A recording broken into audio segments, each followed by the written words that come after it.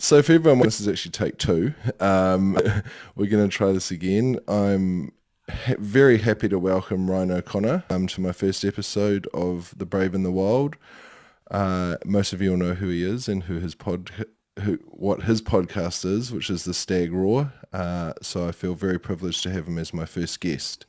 Ryan, for those who don't know you, maybe you could give us a brief introduction and tell us a bit about yourself. Yeah, mate, I grew up in Invercargill. I was heavily involved with sport while I was down there, so that took up most of my time. And then by about age 12, saw my brother get his eyes tested and thought I'd choose optometry as a career. So that took that decision making out of the way and just continued to sort of play sport and sort of go around the country with soccer and water polo, bit of fun with volleyball as well. Ended up in Auckland for a year, didn't quite get in, which was a little heartbreaking, but 2 more years in Dunedin, did a Bachelor of Science and got into optometry from there. And so I've worked in optometry and health for the last 8 years, and with the combination of sort of playing high-level sport and then hunting as well in the outdoors and a bit of personal development along the way, just sort of naturally fell into the podcasting realm in about 2017. So you've been doing it for 4.5 years and lots of fun. Far out. One of the reasons I actually wanted you on as a guest was your varied interest in not just hunting, and obviously you're very well known in the hunting world, but you also do have the keen interest in personal development and mental health. And for anyone who hasn't checked out Ryan's podcast, the first thing you'll notice is the vast array of interesting guests and interesting subjects in the hunting industry and that space, but also in many other ones. So definitely check it out. And I'm definitely looking forward to picking your brain and getting a bit more insight from yourself. I guess to get started, I'd love to know how currently hunting, wild food, and the outdoor space fits in your life. Is it a big part of your life at the moment? Right now, since moving to Tokoroa, it hasn't been. So I've been out once, went back to a place when I was living in Cambridge. That was sort of 2017, and when I started this podcast, I moved there in 2015. That was where I sort of started hunting. I got my firearm in 2015, went to the Seeker show, sighted it in, talked to some people at the Seeker show about hunting around Cambridge area, and people sort of said, talk to the dock office in Hamilton about the fallow blocks, which are between Cambridge and Matamata, and then also what's it called? Thompson's Track, I think it's called, that goes over the Kaimais to all the way to Karikari. And so I got into the Te Tapui'ai a couple of weekends, got lost. That was good times. And then Thompson's Track, didn't get so lost there, but yeah, it was a lot of sort of walking around not knowing what I was doing. One Easter weekend I started to get better at following a game trail, but being Easter weekend there was lots of people forward driving on the track, and someone let off a couple of shots above me, and then someone below me unloaded a magazine, and so yeah, that was the last time I went to Thompson's Track. And then, Oh no.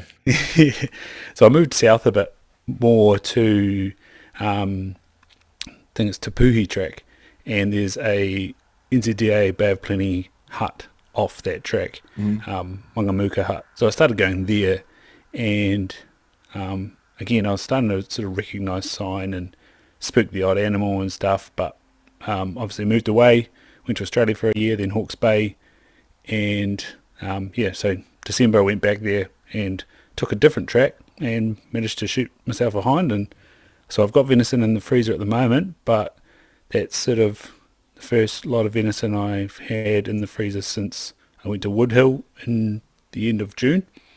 And prior to that, geez, I think we went to Wanganui the year before at the end of July. So yeah, it was kind of like a year Yeah. Yeah. of having venison. So yeah, in a perfect world, I'd love to have a full freezer of venison and explore fishing, but right now it's a little bit few and far between. Yeah. Yeah.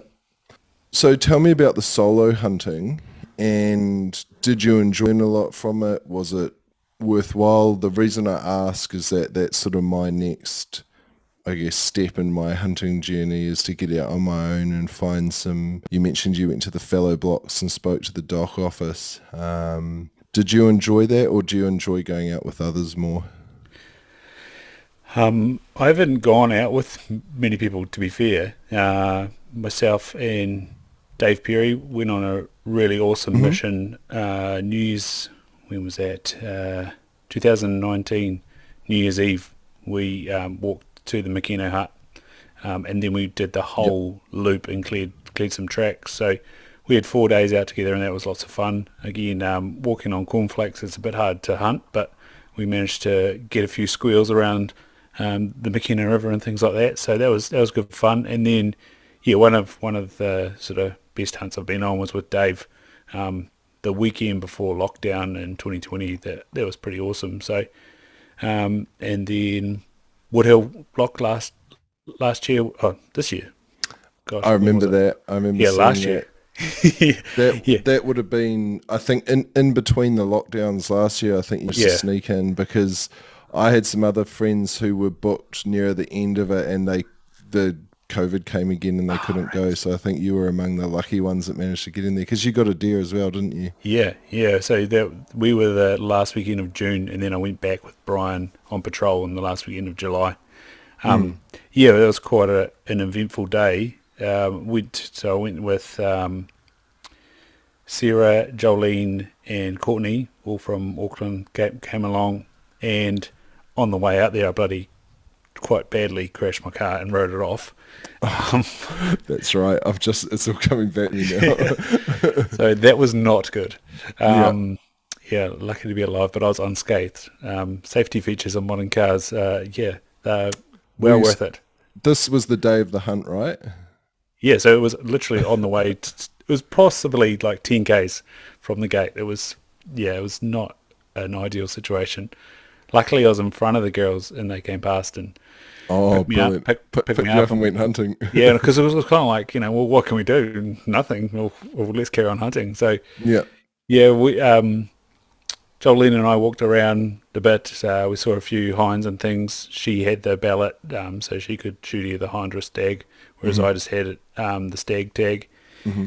And um, yeah, in the morning we sort of she nearly got to shoot a hind, but got away. And then we're sort of having lunch, and I was a little bit like, oh, I need to sort my car out.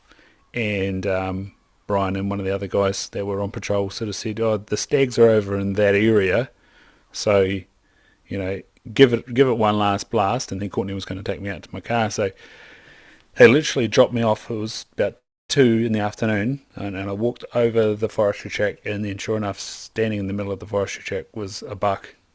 So I, yeah, dropped down onto my chest, put it in my scope, checked that it had antlers, and dropped the rifle down to its shoulder, and went straight Mm. down. It was quite a surreal situation, and yeah, to then be able to like celebrate with those girls. And then we went out for dinner and met up with Callum Sheridan and a couple of others from NZDA Auckland, and yeah, not on the town after that. So as far as group hunting goes, that was pretty awesome. But yeah, back to the solo hunting, it was kind of a case of I had something in me that I really wanted to go hunting. I've heard it being called adult onset hunting, where where you're Okay. like, I might have a bit of that yeah, going on.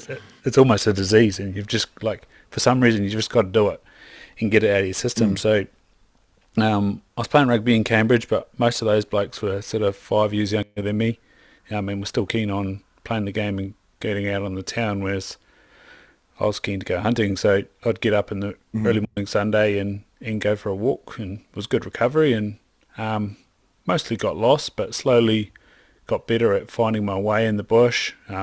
Place like the Kaimais with Supplejack was nasty learning curve. Especially having a GPS, and you walk past a spot and go, I think I've been here before, and then you look down and see you've walked in a circle. That's happened more than once, but yeah, I was just going to ask if you used the GPS or how you got yourself unlost. yeah. So the very first time I went into the fallow block, I don't think I had my GPS, Mm. and that got interesting. Luckily, it's small, so I just took a heading and used the sun. And thankfully the sun was out, and walked to the other side of the block. So I saw lots of that block, not necessarily the deer part of it.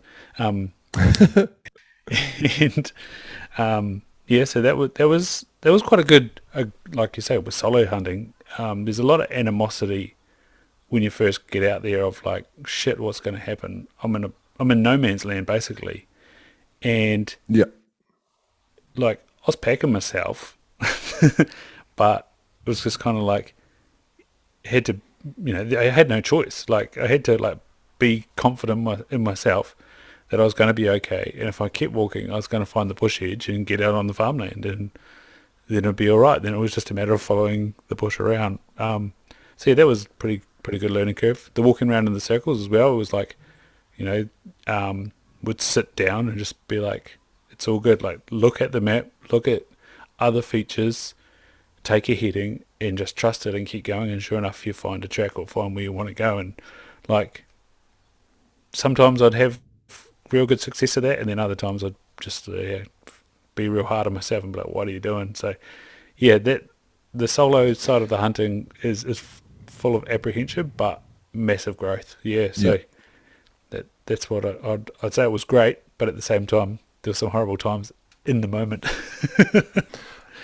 I guess that's how you learn though, right? If it was easy and you could just walk out and shoot a deer, everyone would do it. But Yeah. that's, I think, of all the concerns I have about solo hunting, getting lost is pretty up there. And I've bought a good, GPS, and I've practiced in a local sort of forest and tried to get lost in, and it's quite hard to actually get lost with this device. Yeah. But I think there's probably going to be a time where I prove that wrong. And I think like you just said, keeping calm and a cool head and actually taking a minute if you need to, sitting down and reassessing and starting again versus panicking, is probably a lesson every hunter needs to learn, especially when they start heading out on their own. Um, I It's interesting what you said about the adult onset hunting, because I think it's something that my whole life I've not had too much interest in, and then in the last 3 years, all I want to do is go spearfishing or go hunting or go try new things. So Hmm. I think it's that definitely resonates with me, and sort of that's where we've ended up, where we are today. Yeah, So man. Yeah, Invercargill was, that's probably why I had it in the back of my mind. mm, Like it was always there. It was always, you go to people's parties and there'd be wild venison and there'd be paua and there'd be crayfish and there'd be blue cod, and it's like, oh, people just got that. yeah, Or like my family was involved with rowing, and there's a bit of a rowing fraternity in Bluff as well, and so when they'd host, say for example, the South Island Masters, or they'd have a Southland Regatta and have a after party, yeah, the guys from Awarua would show up with everything, you yeah, know. and they'd Sort of, harvested it all themselves, I assume. yeah, it was amazing, yeah. And is that what drove the desire for you to get out and sort of do it as well, or at least learn to do it? Yeah, absolutely. It was just something in the back of the head. Hmm. My dad and my grandfather had both gone to their relations farm in Piano Flat growing up, and not so much my dad because that was the late 70s, early 80s when all the deer was being taken off the hill. Yep. But definitely for my grandfather, he said, they'd do crutching or whatever. He'd just sort of do farmhand stuff, and then in the evenings they'd walk up into the very start of the bush and chase a deer or whatever. It was Yeah. pretty Yeah. pretty outrageous. Yeah. Yeah. Nice. And do you think it will always be a big part of your life, or at least part of your life, the harvesting and the hunting or the fishing, or do you think you'll sort of steer away from it and come back to it one day? No, I think I'm gonna get more and more involved in it. To be fair, Yeah. um, Yeah. so like Yeah. what held me back for a long time was sport. So Okay. um, You put yeah, sport, you prioritize sport over it? yeah. So I went to a national swimming event when I was like 8, and so that Yep. started quite a you know elite mindset of like, oh, could be an elite sports person. Um, then I Mm. sort of had 2 years of just missing out on the qualifying times, and then in the fourth year I managed to go back to the nationals, and then sort of had sort of 3 years of going to national meets, and then from 8 to 13 and going to high school and all that stuff. It's no surprises that I got burnt out with swimming, like many swimmers have that same story. But I carried on that same elite mindset, like playing football. I was representing Southland and then the southern region in that. And then part of why I quit swimming is I started playing water polo. And like first year playing water polo because I was a good swimmer, got into the Southland team, went to national under-16 tournament, represented South Island and that sort of stuff. So, I always had this idea that I could do well in sport.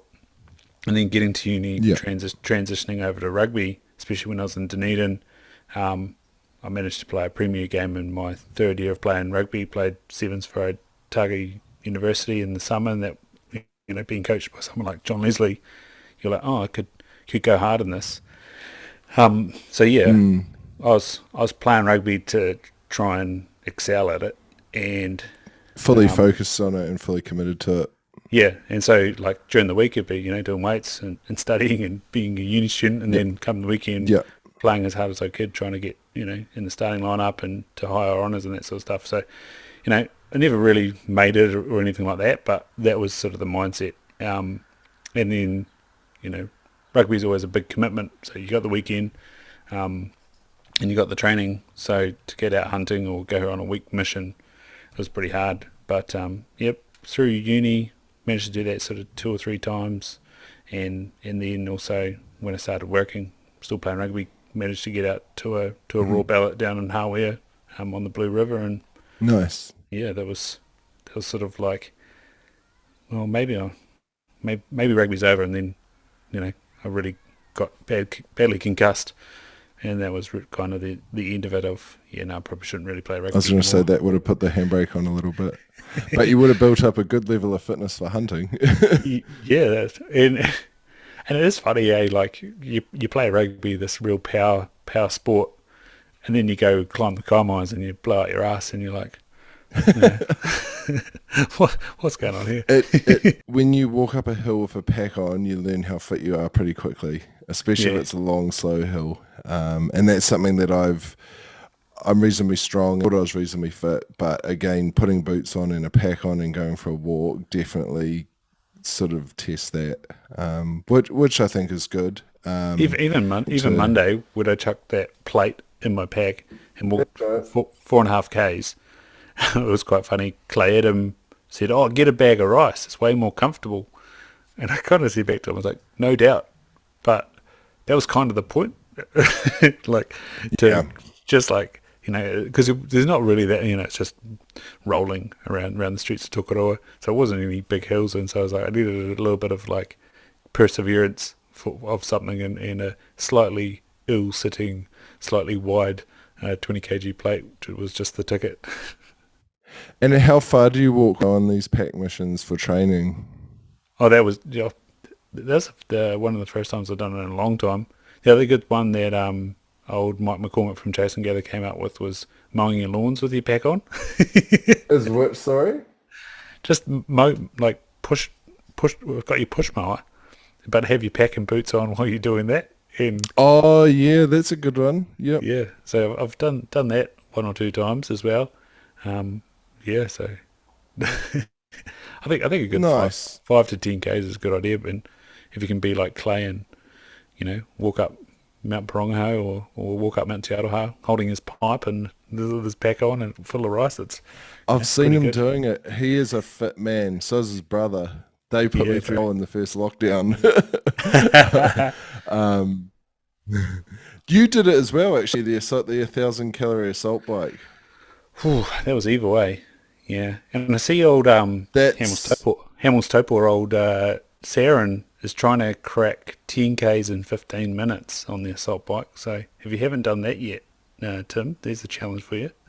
10k on assault bike. I don't think I'm that keen for that. I think Clay would do it. So I think it's like going hard for 15 minutes and your aim is to crack 10k. Oh, If I go like full noise on that thing, I'm pretty much ready to throw up after a couple of minutes, probably even a minute actually. Um, I'm actually pretty sure you can make yourself sick in 30 seconds on one of those. They're Yeah, they're yeah, horrific machines. I think they're bloody good for conditioning though.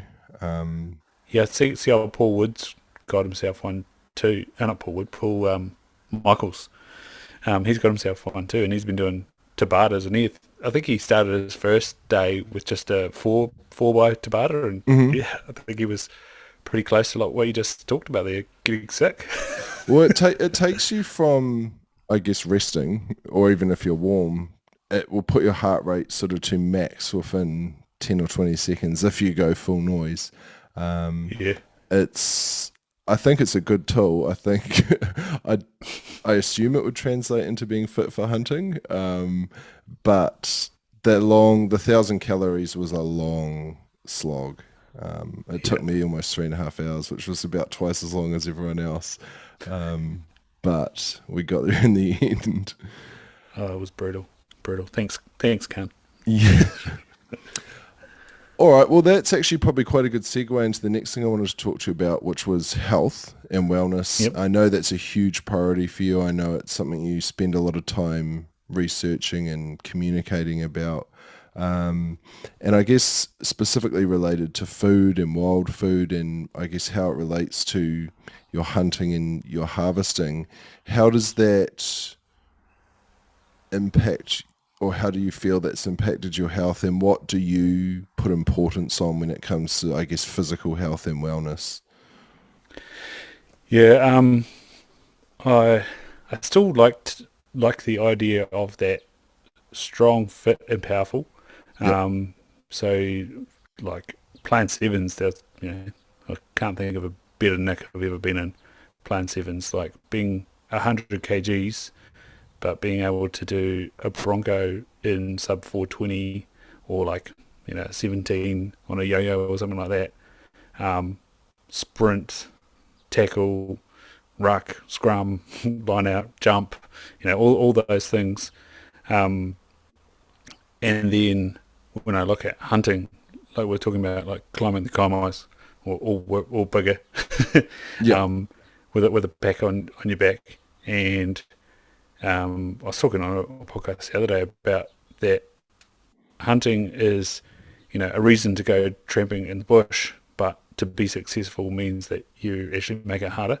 The hard Yep. work begins, kind of thing. And Mm. so just being able to be prepared for that sort of thing, basically anything that it throws at you, like climbing, you know, going going through tight bush, being maneuverable, being able to carry load, being able to go for a long period of time, being quiet, being mindful.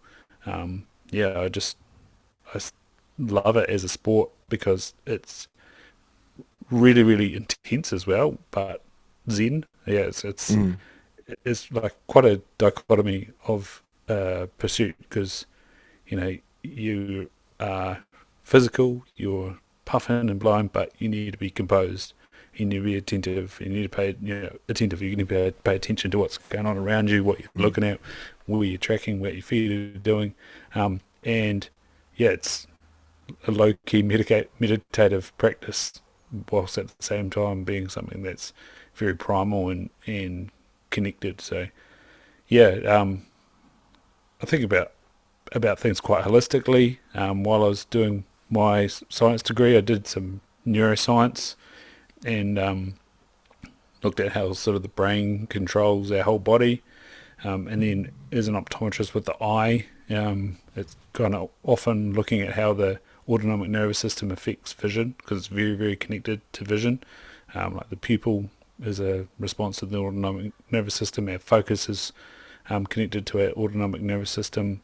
Um, and so that's something that I assess and look at quite a lot. Mhm. And then how that contributes to the rest of the body, and then vice versa, how comorbidities, especially like diabetes or autoimmune conditions, then flow back into the eye. Um, it all sort of that's the sort of holistic side of Mm. me. So when I go out and go hunting, I look at hunting not just in terms of getting an animal and getting venison that's, so high in protein and so high in zinc and iron, and it's good for you. It's a physical activity, but also the fact that you're present, you're sort of doing the sort of meditative thing, you're in nature, the air's fresh, the bush is so green, the water is so blue, um, you know, it's cold, it's hot, it's all those things. It's like a real human experience, I reckon. Hmm. And that's quite relevant to mindfulness, isn't it? Yeah, yeah, All the stuff you can see, the stuff you can hear and feel. It's that sort of I learnt pretty early on when I was fishing, and it's relevant to what you were just talking about, your eyes and your vision. Something a psychologist told me actually was when I'm in the water, if I'm constantly darting my eyes around looking, be more stressed. Whereas if I just swim along and keep my eyes sort of focused forward or stop all the darting and constantly looking around and turning my head, she said I'd actually be calmer. And I find it to be quite true. The more the way she explained it to me was that if your eyes are seeking and constantly erratically searching for things, you will naturally feel more stressed. mm. And that was something that I've sort of carried through every time I go spearfishing now, is to just relax what I'm actually doing with my eyes and my head and my neck, and it keeps you in a more relaxed state overall. Yeah, and even like on a clinical perspective, in my work, we do a thing called a visual field assessment, and Mm, we're trying to map someone's visual field, so they're supposed to be looking at a target and seeing other lights flash up in their field. And of course, if they look around, they miss half of them. Whereas if they create a mm, soft gaze, then they'll see what's in their visual field, and your periphery is good at catching things moving. That's a mm, that's a tip for hunting and spearfishing. And then when I was out hunting with Ryan Nicholson, we went to the Tararuas at Waitangi weekend last year, and we got into the conversation about that, like soft, gradual focus, soft gaze, just taking it all in, uh, sort of like removes emotionality. And he was sort of saying how you can have a really deep conversation and a quite probing conversation when you're out hunting, because you are just sort of softly gazing, looking where your feet are. Your ears are sort of pricked, but you're not acutely listening at one thing. You're listening to everything, and you're sort of trying to see everything. You've got this open gaze, and yeah, you're calm and feel great. And do you think that makes you more open to finding animals? Yes, absolutely. And Yeah, I yeah. and I think that is part of the problem initially. Like, you're so apprehensive about the being there and the sort of task. You're far too task orientated that Mm-mm. you then just bang, and you're like, oh my god, there's a bloody deer, or the deer's 10 meters away from you. Whereas, um, yeah, you like pick up on so much more, and you're better prepared. Like that deer I got in December, I was going along just loving the bush I was in, especially after being in the Comos and being in such terrible bush for Mm. so long. To find a nice patch of bush was fantastic. And then it was kind of like, uh, noticed a little stop skid on the ground that was pretty fresh, and so then I was creeping again, and then you know, because I was in a good calm state, the deer moved and stopped and didn't spook, and I was like, oh, well, you can get even more deep in terms of like that animal connection. Like, is it about your energy? Like, if you've got this calm, composed energy, does the deer kind of look at you being like, what's that? You think about animals in the bush, they're not stalking, or in New Zealand bush anyway, they're not stalking around on high energy, they're Mm. stalking around chilling and living their life. And so if you're stalking around nice and relaxed, then people write in plenty of the hunting books that deer seem to have that sixth sense, and if you become more like in the bush, then you tend to find more deer. And I think that might also be part of it as well, like the energy that you're emitting. No, It's probably woo woo.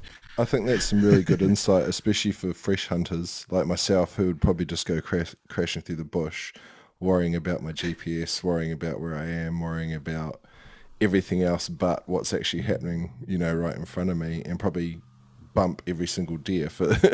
And it's something I experienced when I was down in Taranaki. It's you for the little amount of time I spent in the bush, you really have to be calm but prepared for anything. Mm. And you come around a corner and you're standing face to face with a deer, and it sort of looks at you for a second, and you're like, oh, I've done everything but get ready to put a bullet in it. And Mate, it's we had the same thing at Wanganui. Hey, there was like we went with the NZDA Hawke's Bay, oh yes, and it was great because it was so many chances to interact. Like mm, I spooked, especially because I was trying to bow hunt there for the first day and a half, and it was exactly that. I like did everything but draw my bow, and even when I drew my bow on this hind, she like was like, "Come on to the rest of her little herd, let's get out of here." And I'm going like this, kind of like I don't even know if I'd anchored the string or what, but yeah, it was hilarious. And then sure enough, the next day, I was like, right, I've had half a day, so I took my rifle out, and again there was a whole yard of does because there's a buck that was just kind hmm of standing there, and we weren't there to shoot bucks. And then I saw this yard of does, and I don't know what I did, but they were only like 30 meters away, like kind of in bow range, and I clean missed them with my rifle, and I was just like, what the hell? Luckily, I knew that there was more over the hill, so mm. we went over the hill and got one at 300 meters, which is just like, well, I'm glad to hear other freaking people dumb. missed deer. Definitely, definitely. I thought it was a pretty good shot till I started trying to shoot something alive. um, Yeah. Going back to the physical health, Hmm. you're obviously fit. You do a lot of exercise. You, aside from sport, do a lot of training. You do your pack training. You do your hunting when you can. How does your nutrition play into it? And I understand you're not always eating, wild caught food. I know a lot of what you eat is because I see it on your Instagram. But do you, subscribe to any certain way of eating, or are there certain things you avoid or certain things you do include in your diet that you think really help you stay healthy and fit and happy and all that good stuff? Definitely. So most of my heritage is Irish, Yep. and the Irish people have like the highest rate of celiac and Okay. gluten intolerance, and like I'm pretty sure I fall into that bracket, Okay. um, and I'm quite attuned to it now. Like, oh, it's pretty sad. I can't really drink beer anymore, which is a bummer. Oh no. Um, but it was really interesting last year. Like my gran, she's had horrific blood pressure and polymyalgia and glaucoma and stuff like that, like real sort of autoimmune type vibes. Hmm. And then she had a new GP that did the celiac test on her again, and sure enough, it showed up at 84 that she was celiac. And my first question for her was like, "Oh, how's your blood pressure now?" She said, "Oh, I've pretty much gone off all my medications for it." And I was like, "Oh, okay." And I was like, "Well, that's a relief that your blood pressure's good and you've got this diagnosis, but it's also kind of reassuring that hey, that's in my genetics, and so maybe I'm not just making this up." Like Mm. I did the blood test while I was at uni. Like when I trained rugby, I used to hoe down some wheat bix or a sandwich or something before rugby training, and I'd be going along and then I'd just get stomach cramps, and it was kind of like, oh, what's that about? And I had a Yeah. trainer when I was at varsity in Auckland say, oh, try go sort of paleo-esque and see how you get on. And so I started having just sort of eggs and bacon and things for breakfast, and yeah, meat and vegetables, and wow, what a difference it made. Hmm. Um, then I sort of stopped playing rugby and had the odd pastry and stuff because it's good. and and I was okay with it.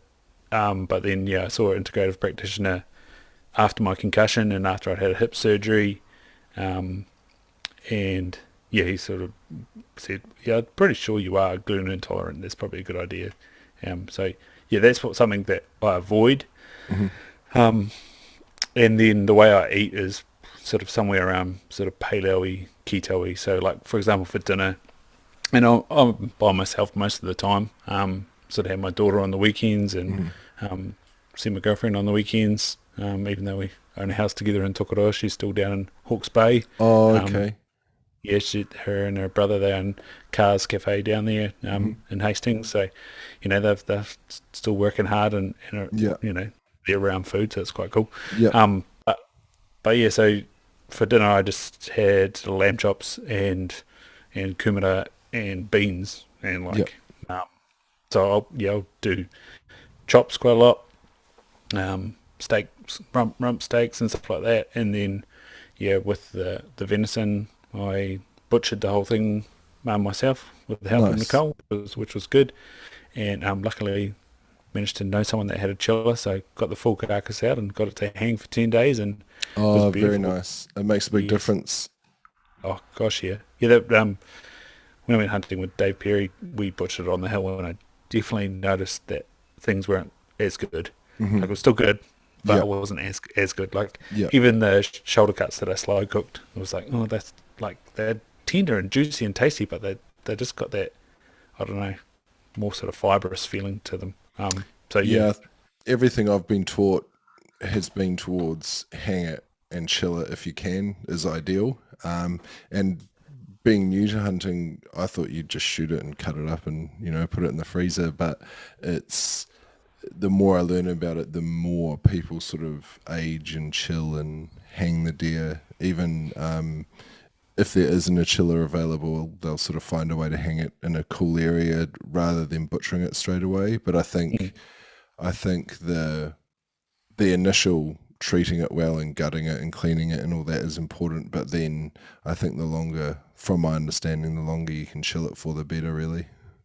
yeah, and that's like created a whole other element to the going hunting as well, creating so much reverence for the animal, Hmm. like respecting it, um, and just adds to the story of when you get to serve it is Hmm. awesome. So um, yeah, I shot that the week before Christmas, and then I got to take um, I did a massive chiller bag of back sort of rump steaks and took them over to the mount to serve with my friends the first night there, and just go through the story and go through that.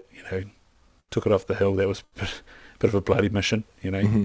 There's and then it's in a chiller and it's been in there for 10 days, and then you know skinned it and butchered it or broke it down, then butchered it, and this is how I cooked it. Then I've rested it so that we can have it medium rare, but it's not all bloody. That's the Hmm. other thing when Hmm. you cook stuff medium rare like venison, which is the best way to have it. But people go, "Oh, I don't like the blood," and you're like, just put that in your mouth Yeah. and just Yeah. let it sit there and like it melt in their mouth, and Mm. that it's not chewy. It's that like, and like, oh, that's amazing. And we've put on there salt and pepper. Yeah. Well, that's it. You don't need to do much to it, do you? Do you Yeah, find that people, especially that haven't eaten much venison or game meat, enjoy hearing the story about how you got it? yeah, Or are definitely. they like, I don't want to hear that? I I haven't had that yet, but So probably they've haven't always had been enough keen to circles. hear the story? Yeah, yeah. Yeah. It's Yeah, it's all, interesting, it's eh? all like, oh, yeah, I love it when people go, "Did you catch that?" Like, no, I shot that. Yeah, yeah. It's just the name more really hit home with me that if you are your language does should probably be, yeah, I shot that. Like Yes. you yeah, taking 100% responsibility that you took part in that on the table, Hmm. and when you're the hunter, you took part in that complete journey, which you know, it's abrupt and it's confronting, but it's honest, Yeah. and you're not sort of, I guess, trying to justify something, and I think it's it's a dichotomy, yeah, because it's like abrupt, but people respect it more. Oh, exactly. And I think you're quite right in the not sugarcoating it. I think hunters, and I'm an extremely novice hunter, but I think if you go into it sort of skimming over what you're actually doing to feel more politically correct, I think it kind of defeats the whole purpose of actually going out and gathering your own food as opposed to going and buying it from the supermarket. Um, and the conversation that I have with people on the odd occasion, someone said, I don't want to hear about that. I've always sort of said, well, do you want to hear about how they die before they make it to the supermarket? And that's an even worse thing to describe, I'd imagine. Mm. So Have you been to a freezing works before or anything like that? no, I haven't. I actually went through about a week where I watched every video I could find on it because I was interested in it. It was when I first started Eat What You Kill, and I remember I think I had a conversation with Gareth at Victory Knives, and Hmm. he was sort of explaining it to me. And I've had family that work at the meatworks and that, and when I was younger, and it's something I was interested in the process, and I wanted to know. It sounds a bit morbid, but I wanted to know how they died there, because Mm. I know how they die, or 99% of the time die when I shoot them. But at the freezing works, I didn't know whether they were shot or they were, you know, turns out they had the bolt gun, and from what I watched, that was sort of the start of the process. But I I wanted to familiarize myself with how different what I was doing was to what ends up in the supermarket. And I still buy a lot of meat from the supermarket. I mean, I live in Auckland. I don't always get out hunting, but my goal is to move a lot more towards only eating meat that I harvest. But I think it's still important to know the difference between, or how food arrives on your plate, whether Mm. I've gone out and shot something in the wild versus something that was farmed, and in a lot of cases probably farmed really well and then slaughtered. There's a difference there, and I think I've had some interesting conversations with people since I started Eat What You Kill and since I started hunting that have led me to sort of believe without doubt that hunting is the way I'd prefer to do it. Yeah, and I find it.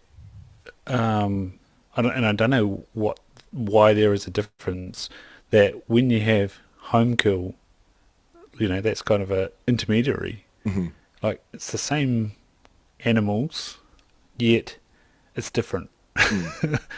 And like maybe there is something with the truck, with the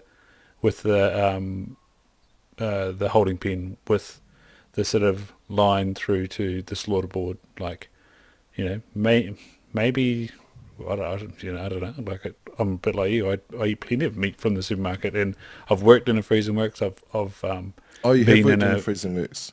yeah. I did sort of a month there between Hmm. school and going to university the first time. Yeah, so I spent 4 weeks at Lawnville Freezing Works. First couple of weeks, I was picking up a piece of fat from the back of the lamb rump off the conveyor belt and putting it in a box, which I'm sure was going off to some sort of pet food or something like that. Hmm. And then we started doing a few mutton runs, so I got to go on a loin machine there. And then after that, I was packing full legs Hmm. into bags that were going to the UK. And I was like looking at these lamb legs, going, "Shit, where do you get that in the supermarket?" Especially loins as well. Yeah. That was the biggest thing. Being in the boning room and seeing this loining machine and the beautiful loins that like I was like, I'd never seen that in the supermarket. Like odd medallion and an odd rack that you see in the supermarket, but a nice clean loin. I was like, wow, that's an awesome product. And then I was going to uni, so I actually handed in my resignation to the supervisor, and they basically said to me, "Oh, we don't usually get people resign here." And yeah, for my last 2 weeks, I had to be in the chiller, Oh. stacking the boxes that had come from just where I was, putting on these big steel crates, and then I'd go on a forklift would come along and lift this big steel crate full of all the box product and chuck it in the snap freezers, and that was my job for the last 2 weeks. I was like, oh, shouldn't have resigned, should have just left. Well, I think it's quite interesting that you've seen both sides of the industry then, or definitely sort of the both extreme sides of the food that ends up on your plate. And I think, in my mind, when I think of that versus hunting, to me, it's like metal machinery, sort of sanitized space versus like the forest or Yeah, grass and one makes me feel sort of happy and thankful, and one makes me feel like almost sad for the animals. And it's, I say that to people, and they're like, "Yeah, but you go and shoot them, don't you can't feel sad for the ones at the meatworks." And I think I'll probably always have a bit of a conflict there in my mind, but it's definitely a very, I guess, contrasting way that the food will make it to your plate in the end. yeah. I've like a real romanticism for butchery, and again, that's like an Mhm, intermediary again, like mhm. between the processing plants that we have in New Zealand. They're pretty big scale, and then butchery. There seems to be like a more artistic um, level to butchery in the skill. And I But follow a butcher in the UK, and they even get cull stags and cull deer from some of the game parks in Scotland that they okay, then yep, sell in the butcher.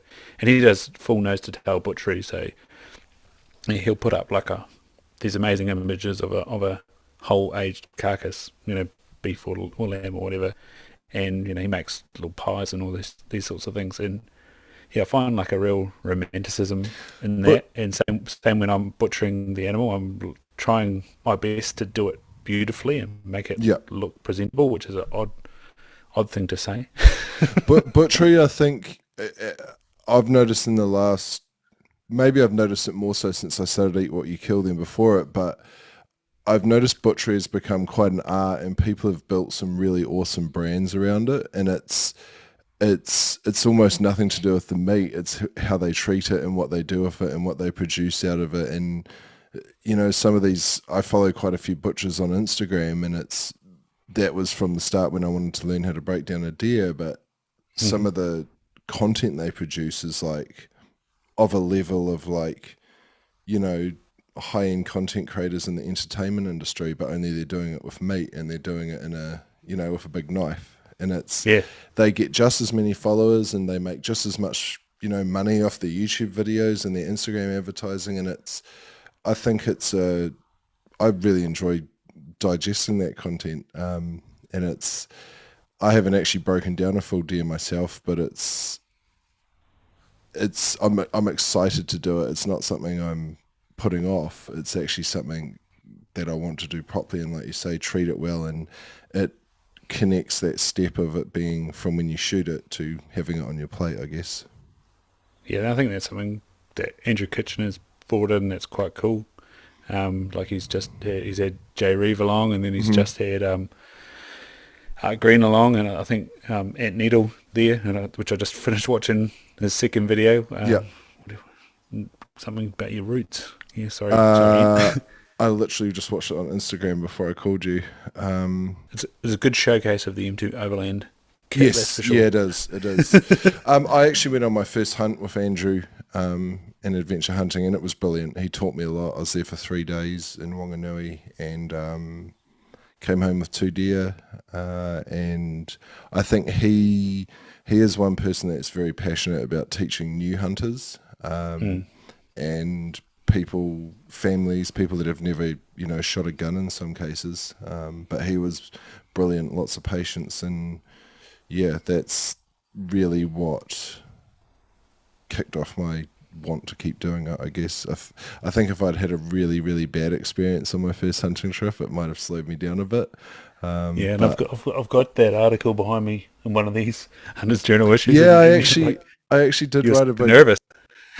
Honestly, it's like it was the most nerve-wracking weekend of my life. But I think a lot of it was adrenaline, a lot of it was tiredness, and it was just a year probably of thinking about it and overthinking about it, and then actually going and doing it, and it was amazing. And that's why now I really have the want to go and do it on my own. Um, Hmm. but leading back to the health and wellness, the food side of it we've covered, the fitness side of it we've covered. I know you have a huge passion for mental health as well, and that's sort of one of the Hmm. pillars that this podcast will be based on, and what Eat What You Kill was founded on. And I listened to your podcast of Zane. I've seen a lot of your content surrounding mental health, and I think it's one thing that blew my mind about the hunting industry actually was how openly a lot of people talked about mental health, more so than a lot of other industries I'd done work in, I guess. Hmm. So what is your, I guess, connection with that, and what drives you to have those conversations? Because I think they're super important, and I think more people need to have them. So it's awesome to see them pop up commonly in your podcast.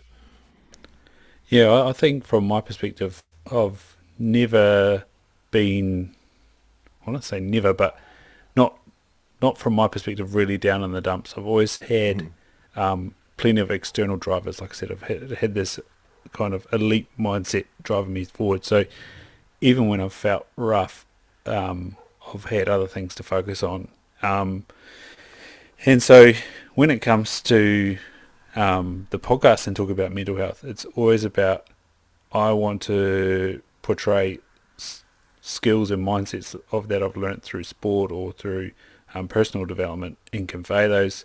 And also, I love finding, for example, like with Zane, what got him through, what the things he learned, and as I said at the start of that podcast, he brought out big words from the outset that were quite small, like empath Mm-hmm. and feelings, and I think growing up in Southland and quite sort of conservative, well, not in the political sense, but in the sort of emotional sense, family, Catholic upbringing, things, being able to express the way you felt was a bit not really taught, and part of the reason I started the podcast is I heard this guy Dan Doty from he was living in Montana, amongst the sort of hunters and things like that, and talking Mm-hmm. about men's work and men's emotional intelligence, and this sort of were all these ideas that I'd never stumbled across, and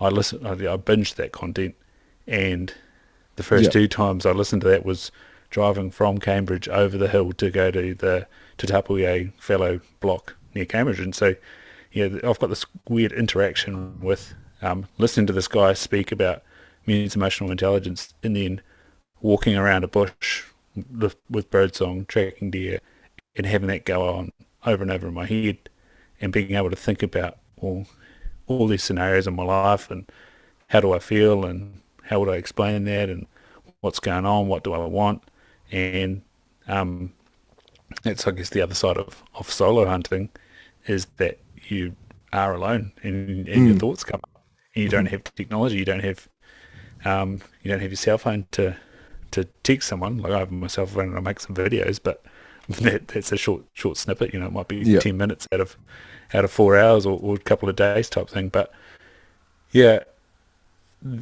when um, when I separated from a girlfriend, and that meant not living with my daughter, that was when I went on this hunt with Dave Perry, and when I shot that hind, he took this photo, and I'd been at a mate's wedding as well that weekend, and so there was a lot going on, but Mm-hmm. I out loud said to him, I was like, shit, mate, the world might be falling around me, but this is pretty fucking awesome. Mm-hmm. And we were on the way to a place called Stanfield Hut, I think it is, in the Rohini's. And so we're up this gulch looking out across Central Hawke's Bay out to the coast over Dennyverk. And it was the most beautiful night. And I'd put this hind on the ground. And yeah, it was just pretty overwhelming. I think I had some tears. And yeah, so the old head was down. And Mm-hmm. Dave took this awesome photo, capturing the moment. So yeah, and then with lockdown, I'd sort of wander around my mate's farm and see the wild deer and, have that little bit of connection and sort of think, can't wait to get out there. And a couple of weeks after lockdown lifted and I was back in Hawke's Bay, hunting around in McKino, is that right? No, Macintosh Hut, sorry. Hmm. spooking deer and getting onto it, and then yeah, every fortnight I started going to Makino, and that was just again by myself, mostly learning, putting myself out of my comfort zone, sweating in the weather, blew every weekend. Weather was terrible, but I was just happy to be in the bush and hear or see or track animals and find new country and yeah, like I said earlier, being in those colours, and then moved to Tokoroa, had a bit of a gap, and yeah, the moment I hit the bush on in December, it was just like, oh wow, this is so good to be back. This is such a So you healing noticed place. quite a change in your mental health when you could get back out there. Oh mate, in December, like I've been going every fortnight to Magino up until Mm. about April, and then yeah, it wasn't until December, and yeah, so you onto Poo, you kind of cross some farmland, and then you drop down, and it just turns to dense bush quite fast. But there's a Yeah, track, and there's a little creek there, and it's just like these it's a real like demarcation of farm yeah, bush, and yeah, it was awesome, mate. Yeah. yeah. So do you think it's the physical side of it? It's the fresh air. It's the opportunity to harvest some food, or do you think it's all of it that just, I guess, condenses into this experience which uplifts you physically and mentally? I mean, it kind of tires you physically, but at the same time uplifts you mentally, right? I personally find that when I do something physically challenging, my mental health goes up. If I'm not Hmm. doing anything physically challenging, it goes down pretty quickly. Which is why I think a lot of people have struggled so much through the lockdowns. And like you say, when you Mm-hmm. can go out after the lockdown, suddenly those experiences are overwhelmingly good. Hmm. Yeah, no, I just look at it as like levels. So I love training. That's like my Hmm. maintenance dose. Hmm. But when I go to the bush, it's almost like a super dose of awesomeness because there's so Yep. much, and I find that yeah, like the physical thing, exactly. That's you can get the physical thing everywhere else, and you Yep. combine it with the bush. Like you can go on a bushwalk, and even when you go armed walking, yeah, it's a great time. And then you see a deer, that's like another like, oh my god, that's a reward. Like it's so many levels of reward and so many levels of hit and complete sort of dopamine hit, serotonin hit, Yep. oxytocin hit. Yep. Like you're getting all the neurotransmitters that make you feel good and rewarded and proud and like yeah, it just like completes you basically. Yeah. And at the Yeah. same time, it's trees, it's air, it's mountain water, it's dirt even, and the smell, and yeah, it's just bombarding all the senses and all the receptors and stuff. Yeah, like it's massive. You're honestly making me want to go hunting. Me um, too. I'm like, I completely agree with you. It's something I learned early with spearfishing that it would break me down, but it would also build me up at the same time. I think hunting will do the same, especially the bigger and grander the missions get. Um, what would you what advice would you give to someone who's listening, who's potentially struggling, who's not been out and about in a while? Maybe someone who hasn't hunted, or maybe someone that has but sort of lost the connection with it, who has spent the last couple of years battling, because let's be honest, we've spent a lot of it at home. Um, yeah. and I don't think COVID's going to go anywhere anytime soon. What sort of advice, based on your experience, would you give to someone who hasn't connected with the outdoors in a while? Yeah, I think if you're are a hunter or you're an aspiring hunter, um, and yeah, this is basically how I got started hunting and why I did so much of it by myself. It was like you've you've got to take away that excuse because especially if you've done it before, you know that the reward's massive, Hmm. and like I don't know why, but have apprehension before I go hunting. I get little voices in my head that like, oh no, no, it's not worth it, or oh, you could do something else, or maybe you need a rest. I Mm. get all those voices, but I have a louder voice saying like, no, that's going to be epic. And I think knowing that even a walk in the bush is hugely rewarding. Yeah. And then the good thing about going, well, what I think the good thing about going hunting is you could see an animal. That'd be awesome. You could um, find a new spot. That could be awesome. You could find some epic nature. That would be awesome. You're going to have an awesome adventure. That'd be awesome. You're going to have an awesome story. That's awesome. And hey, you might shoot an animal and then you've got some meat and then you get to relive that experience. You get to feed yourself. It just becomes so much more. But the first thing that you're going to do, a walk in nature, is hugely rewarding. Mm. There's not much And so, downside to it, really, is there? yeah, that's right. That's right. Yeah, that's exactly it. What is the downside? And it maybe is going for a drive, getting up early. But with that comes so much awesome reward. So, I'm pretty yeah, poor at getting up early. Well, I can get up early. I'm just poor at sleeping before I have to get up early. So it's that's a battle I battle. That's a fight I battle. But I think the important thing there is that negative voice that stops you in the first instance before you get to that whole list of things you just mentioned of this might or this will happen, this will happen, this might happen, this might happen, and those are all huge positives. Even the first one, which is the walk in the bush, that's a huge positive. That initial thought that stops you getting off the couch, and I go through times, especially in the lockdowns, where it was like I should really go for a walk. I've been inside for 2 days, yeah, but I've still got chocolate. I'll sit on the couch and eat that. And it's, hard out. I think the trick is to train yourself to recognize that voice before you buy into it and just carry in that cycle of being.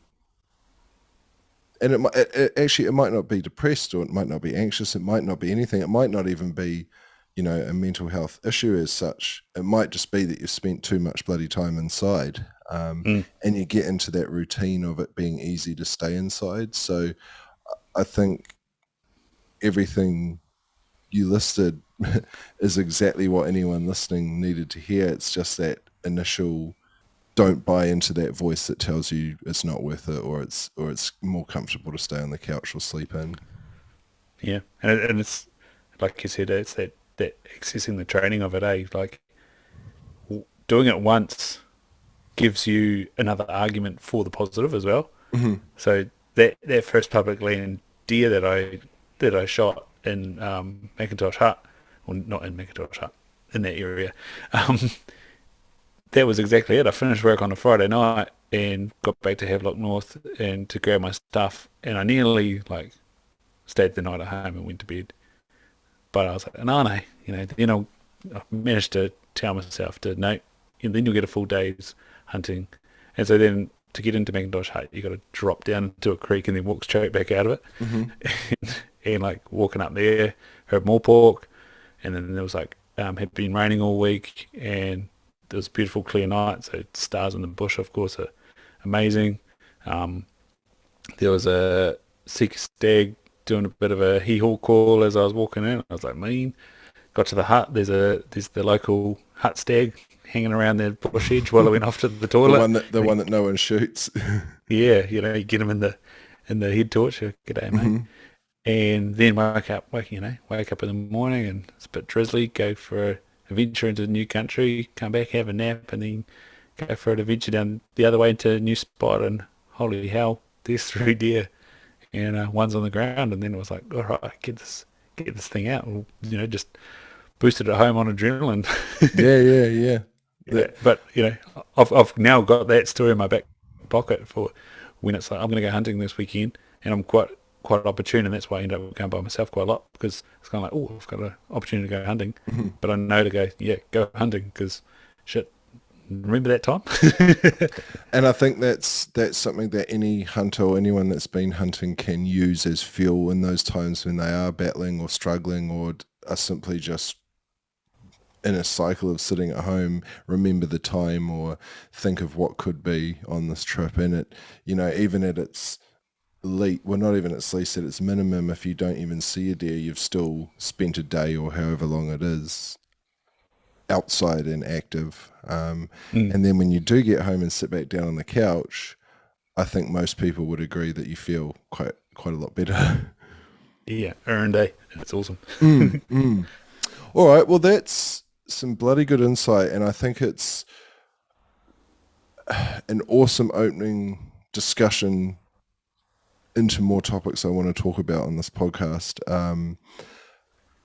Quick fire question Yep. for anyone new to hunting, because that's also one of the big facets of this podcast. For someone who's never been hunting but is eager to do it, what would your top tips be for training, for the hunting side of it, and for the gear side of it, for an absolute Okay. new hunter? Training, or I think pack walking is good. Um, if you can find a hill, that's even better. And if you've, once you've got your boots, trying to wear your boots, one, so you can wear them in, and two, you can get used to lifting them up. So, Clay Adams' idea of a big bag of rice in your pack is pretty awesome, but any weight in there is good. And like I said, sometimes a bit of a discomfort in your pack is a good mental shift, but Yep. that would be a good start. So gear wise, pack, boots, and then firearm or bow, whatever you're going for. Um, and awesome resource, I reckon, actually is the doc website. Yep. The maps on there are amazing. There is information about the areas on there, and even some of the hunting forums. If you can Yeah. find an area and search that area on the hunting forums, so then yeah, And you're then quite a big advocate for the NZDA, aren't you? yeah, man, yeah. So um, there are some good clubs around the country. I know, especially in Auckland, that Auckland NZDA I belong is to the Auckland NZDA. I just very rarely go to the meetings. I don't think there yeah, actually has been one for a while, but they're a very friendly and helpful bunch of people. Even the induction night was super informative and welcoming. It's actually out of it, I've gained a lot of connections to go hunting or to go hunting with them and things like that. So that's probably another good place for a new hunter to start. yeah. And I know Gwyn Thurlow, the new CEO, so that's been running nearly 2 years of him in that role, and the amount of things that have been able to be implemented with having someone paid on the payroll has been amazing. Yeah. Hopefully soon we'll have the Heritage Trust Museum be able to be visited there down in Wellington. Yeah. Yeah, that'd be pretty awesome. So yeah, definitely NZDA is great. Magazines like the Hunter's Journal and TV shows like NZ Hunter and Hunter's Club, you can get a lot of ideas and things out of them. And yeah, It's astonishing how much content, and that's, written stuff, videos, articles, comes out of the New Zealand hunting community. It honestly blows my mind. yeah, You are not short on things to read or watch, or yeah. I started people to off with talk to. Josh James and Ben Tumata, and yeah, it was awesome. Reading NZ Hunter. Yeah, Josh that's James I think I watched his early. I've actually watched his whole YouTube channel a couple of times through, but the earlier videos when he used to take the stag parties out hunting, those were what oh my god. really made me want to get out in the wild. Like, it was, even putting aside the shit they did on the stag parties. Yeah, old Adam Hill, who now runs what are they called, Alpine with Bam Bam Ben May. Yeah, his stag do when they dressed him up in a sheepskin. So that was pretty outrageous. Yeah, well, that's a very good YouTube channel. But yeah, like I say, I was, I think I'd actually, I don't think I'd ever run out of things to watch or read, or awesome people to talk to. The people that I've met in the hunting community, like yourself, who, a couple of years ago I didn't know, Mm. through to having conversations like this, is pretty amazing to me. And it's something I'm very thankful for. Was that all the categories? Fitness, gear, and Yeah, and resources? just the hunting side of it. I think it's just, I get a lot of questions through Eat What You Kill from people who want to start hunting, and I give them my advice, which is reasonably unqualified advice at this point. So it's something I will ask guests and communicate that information from people who actually have the experience and the years under their belt, because there's always things that I recommend that I'm like, that's possibly not actually required. Maybe you don't need all that gear, or you don't need to go to all these certain places. So I just thought I'd ask and see if you had any specific tips. I think something like that was really awesome around NZDA down there in Hastings. Like I said, we went to Wanganui and to a private block. I think it cost us 120 for 3 nights. It might have been 2 nights. Yeah, so that's awesome. And yeah, and then the animal, or maybe the animal was 120, and then accommodation might have been 80. You know, and to be there with a group of people, like I was there with 3 other guys, and they all brought their kids along. So there was uh, two young girls and a young fella that were there, and so like, it was just an awesome environment. The 3 guys had done plenty of hunting, you know. They all had private access as well. That was the other thing with going to NZDA and Hastings. The guys with private access took get to shoot a deer. Yeah. You know, there's definitely nothing wrong with invest in this. You know, Wanganui needs it. Investing a couple of $100 in Wanganui and going and shooting a doe, because not only might you be able to take home a carcass, but also you'll have so many opportunities. Like I said, stuffed up so many times in that weekend, but learned so much. Yeah. You spoke about Andrew Kitchener there and what they're doing with adventure hunting, especially for new people. If you can, you know, do something like that, you're going to learn a ton of skills. Well, Not necessarily about deer stalking per se in the bush, but you're going to have a wicked learning curve. It's going to be a massive return on investment. So if that's an opportunity, or you know, if you know someone that's got property and private access, well then, you know, that's a perfect world situation. But on the flip side, you know, you also get massive return on going out there, and if you can go out there with somebody else, then you're going to grow real fast. Yeah. Well, I think we're going to have to meet halfway and go hunting at sometime very soon, because Yeah, mate. I've got no more excuses not to go. Yeah, I've got yeah. everything I need now. And yeah, like I say, the trip I went on with Andrew was actually Wanganui, and it was awesome. It was a very, very cool experience. And I am also very much looking forward to trying out some public land and sleeping in a tent and doing all the good stuff. And, you know, what happens, but the experience of it is, you know, I'm a designer from Auckland. I've spent the last 10 years sitting on a computer. So to go out and do that, I think, is the big point I tried to get across in starting Eat What You Kill, is that literally anyone in New Zealand can get into it, and there's a whole amazing community of people there to support them and help them do that. Yeah, mate. Well, coal mines is halfway, so Let's do have it. to do it. Yeah. All right, mate. Well, I really appreciate your time. Just quickly, where can people find out more about you, your podcast, and your other good content? Yeah, man. So I'm pretty much across everything. So the podcast is under the Stag Raw on about 13 podcast platforms. So that's pretty easy to find. So the Stag Raw? The Stag Raw. Yep. Its Instagram page is Rhino Connor NZ. Yep. And then my personal page is Stag Ryan, so there's a bit more hunting side on that. And I've started posting the 400 Club, which is Bruce Benwell's. I've been seeing that. It's brilliant. Yeah, so in the back of that Bruce Benwell's book about the Wapiti, both in New Zealand and international, he puts all these animals that went over 400 inches on the Douglas score. So that's coming out sort of 2 a week. So that's at Stag Ryan. I've got stagryan.com. That's my blog. There's a few there.